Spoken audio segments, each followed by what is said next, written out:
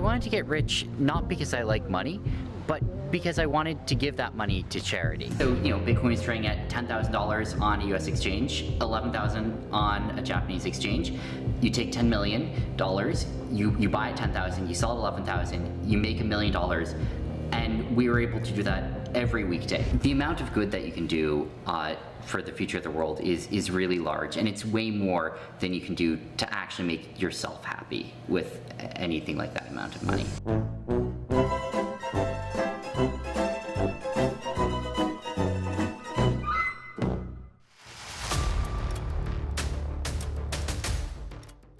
Sam Bankman-Fried, once an ambitious young man, now needs his parents' house to get him out of jail.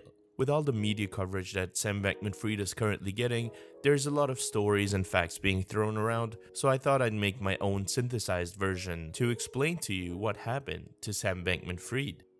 As you've seen in the introductory video, Sam Bankman-Fried did so many interviews explaining his many plans for effective altruism.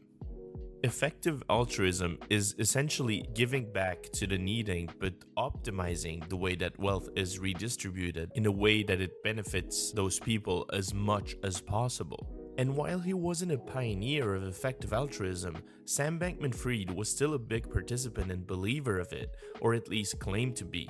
If you want to maximize the amount of good you do, maximize the positive impact that you can have on the world, what does that imply? What does that mean you should do with your life? And I think it sort of grew out of here's a group of charities, you're going to donate $100, which will save the most lives, right? Which saves the most lives per dollar donated.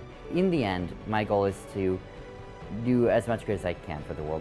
Sam Bankman-Fried was able to be in a position to give back so much to the world by buying cryptocurrencies on US exchanges and selling them on Japanese exchanges. This is referred to as arbitrage trading. Before going into detail of what happened to Sam Bankman-Fried, we need to establish a quick chronology of what he's built over the years. In November 2017, Sam Bankman-Fried launched his crypto trading firm, Alameda Research. 2 years later, Sam Bankman-Fried launched FTX, a crypto exchange platform.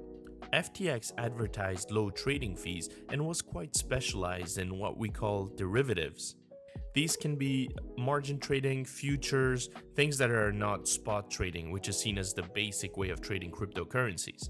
So FTX gains a lot of popularity, they become the sponsor for the Miami Heat Stadium, everything is going well. So what happened? The very first event that caused FTX's downfall is this CoinDesk article. CoinDesk was able to have access to a certain document, a balance sheet from Alameda Research. Here's the article that CoinDesk published on November 2nd, 2022. Alameda had $14.6 billion of assets as of June 30th, according to a private document CoinDesk reviewed. Much of it is the FTT token issued by FTX, another Bankman-Fried company. So if you go down in the details, I'll link the article in the description below if you want to check it yourself. But the important takeaway here is they said that, as you can see here, the financials make concrete what industry watchers already suspect. Alameda is big. As of June 30th, the company's assets amounted to $14.6 billion. Its single biggest asset, $3.66 billion of unlocked FTT. Then the third largest entry on the asset side of the accounting ledger, a $2.16 billion pile of FTT collateral. So this means that Alameda Research in their assets in the balance sheet had $3.66 billion among $14.6 billion in FTT.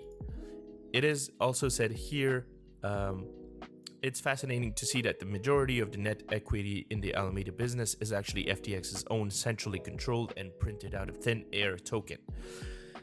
This is very important here. As said above, FTT is Alameda's major asset, and FTT is nothing other than a coin that's generated by the FTX exchange that has no real intrinsic value. The only reason people buy FTT, is that, as explained below here, owners of the FTT token get discounts on FTX trading fees. That's all it essentially does. It gives perks to people who use the exchange, but this coin isn't really backed up by anything other than the exchange itself. Following this article, people started to question whether Alameda Research really had enough liquidity to back up their liabilities. This is especially important when you realize how much money Alameda Research actually lost and how its CEO, Caroline Ellison, actually finds amusing to lose money, which is, as we've just seen, money that people deposited on the FTX exchange. What has been your worst trade, like the worst situation that you have ever had? Yeah, I'm trying to think of a good example of a trade where I've lost a ton of money. Well, I don't know. I probably don't want to go into specifics too much with that. Because of this, people started to withdraw some of their money or all of their money from FTX. What made all this worse, a lot worse, is Changpeng Zhao, or CZ, the CEO of Binance, which could be seen as FTX's rival, decided to liquidate about $585 million worth of FTT from his exchange. This caused the start of a massive bank run where everyone tries to withdraw their money. Subsequently, the value of FTT went down 32%. However, CZ from Binance pulled kind of a 5D chess move by telling Bankman-Fried that he would actually buy FTX from him. He essentially massively contributed in crashing FTX by withdrawing all of his FTT tokens by selling them from his exchange, and then offered to buy the exchange like nothing happened. This probably led to a lot of research done by CZ on FTX, and he quickly realized that maybe it wasn't a good idea to buy this exchange from him and that FTX was doomed anyway. Which is why the next day after making this announcement, he actually walked away from this deal that he had offered himself. Now this is when shit started to get real for FTX and Sam Bankman-Fried. The FTT token was just crashing extremely quickly until it reached a minus 99% loss. On top of this, Sam Bankman-Fried's net worth, which was estimated at $26 billion back then, went down 94% in a single day. Sam Bankman-Fried started to panic and he was looking for someone to offer him a bailout. He asked the Coinbase CEO Brian Armstrong for a bailout, but of course he didn't want to get his hands dirty with FTX. No one did. No one wanted to help him and be involved in all this. 2 days after CZ backed off from his deal, Sam Bankman-Fried just gave up and filed for bankruptcy on the Friday, November 11th. A huge investigation was launched and Sam Bankman-Fried had to appear in court in the Bahamas where he used to live. In the meantime, Sam Bankman-Fried was being held in the Bahamas' only prison, Fox Hill, but as you'd expect, Sam Bankman-Fried still managed to get special treatment in this prison, like asking for vegan meals, getting cable, AC, and a toilet, which the other inmates didn't have.